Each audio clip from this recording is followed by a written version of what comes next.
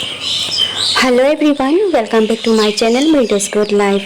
Friends, আজি মই মাশৰুমৰ এটি খুবেই টেষ্টি ৰেচিপি এটি লৈ আনিছো যেটো মোৰ খুবেই প্ৰিয় হয় আৰু আশা কৰিছো আপোনালোকৰো নিশ্চয় ভাল লাগিব। তেন্তে আহক আজিৰ এই ৰেচিপিটো বনাবলৈ আৰম্ভ কৰি দিওঁ। প্ৰথমতে এয়া মই মাশৰুমখিনিৰ তলৰ এই টান অংশখিনি এনেদৰে কাটি লৈছো আৰু সৰু সৰু পিচ কৰি মই এনেদৰে ফালি লৈছো। আপোনালোকে ইচ্ছা কৰিলে অন্য যিকোনো ধৰণে কাটি ল'ব পাৰিব। মই কিন্তু এনেদৰে সৰু সৰু কৰি পাতল পাতলকে ফালি লৈছো।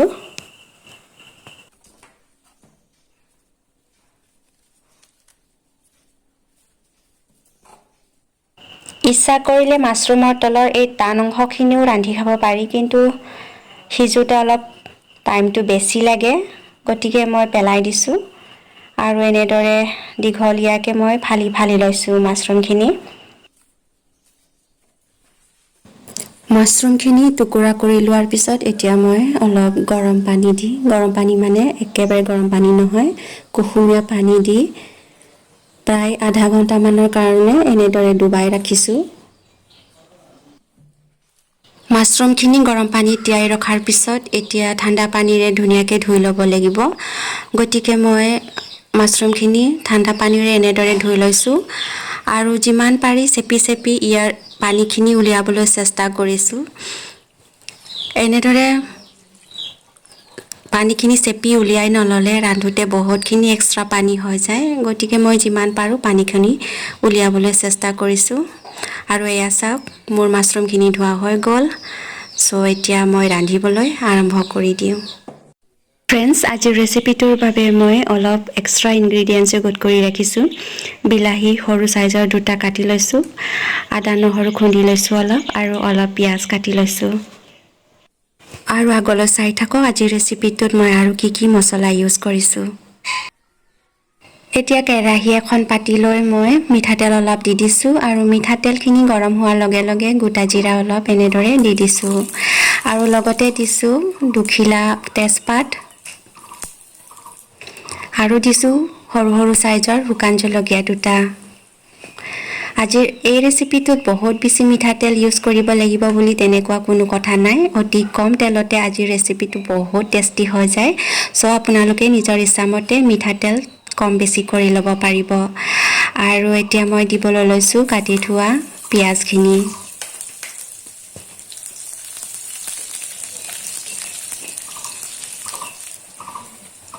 পিঁয়াজখিনি অলপ সময় ভজাৰ পিছত এতিয়া মই দিবলৈ লৈছোঁ খুন্দি থোৱা আদা নহৰুখিনি। আদা নহৰুখিনি দি লোৱাৰ পিছত অলপ সময় ভাজি ল'ব লাগিব, যাতে ইয়াৰ কেঁচা ভাৱটো আঁতৰি যায় আৰু ধুনীয়া সুগন্ধি এটা ওলাই পৰে। তেতিয়ালৈকে এই গোটেই মিশ্ৰণখিনি অলপ সময় ভাজি ল'ব লাগিব। মছলাখিনিৰ পৰা এতিয়া বহুত ধুনীয়া স্মেল এটা আহি পৰিছে, গতিকে এতিয়া ইয়াত মই কাটি থোৱা বিলাহীখিনি দি দিছোঁ।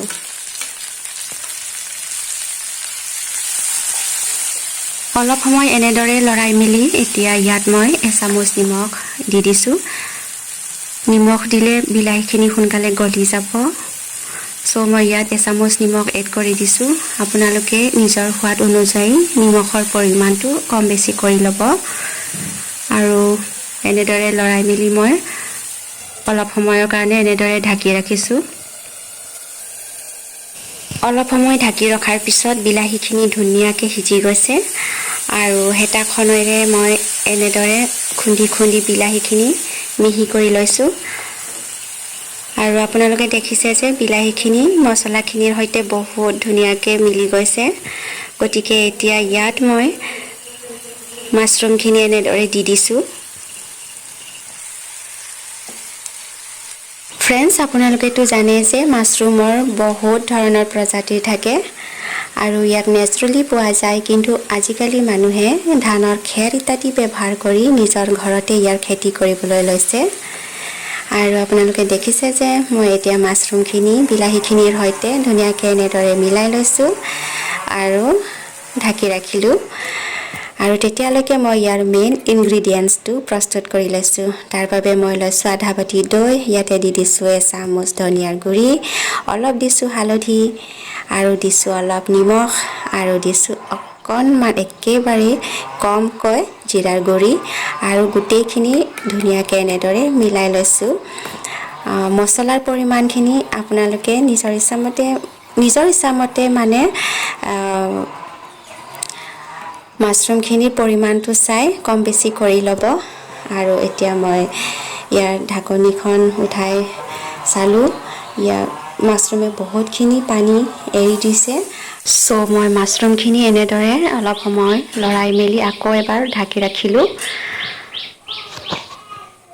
প্ৰায় 5 মিনিটমান ঢাকি ৰখাৰ পিছত ঢাকনিখন মই উঠাই দিলোঁ আৰু আপোনালোকে দেখিছে যে পানীখিনি একেবাৰে শুকাই গৈছেগৈ। গতিকে এতিয়া ইয়াত মই এড কৰি দিছোঁ আজিৰ ৰেচিপিটোৰ মেইন ইনগ্ৰেডিয়েণ্টছ দৈ মছলাৰ মিশ্ৰণখিনি। আৰু মিশ্ৰণখিনি দি লোৱাৰ পিছত হেতাখনেৰে মই অলপ সময় এনেদৰে লৰাই থাকিলোঁ যাতে তলিটোত লাগি নধৰে।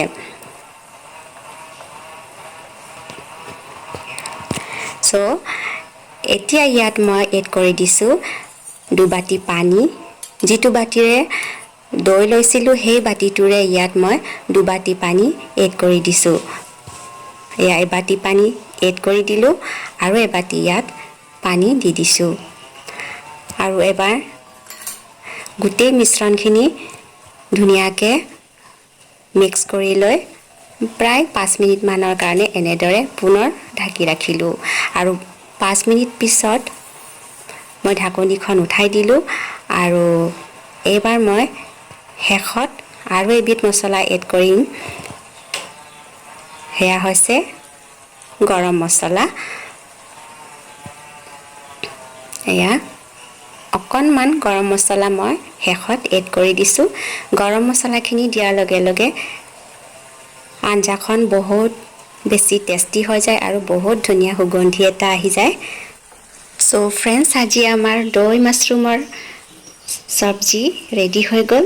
যদিহে আজি এই ৰেচিপিটো আপোনালোকৰ ভাল লাগে তেন্তে প্লিজ লাইক কৰিব, কমেণ্ট কৰিব আৰু শ্বেয়াৰ কৰি দিব। এণ্ড থেংক ইউ ফৰ ৱাচিং।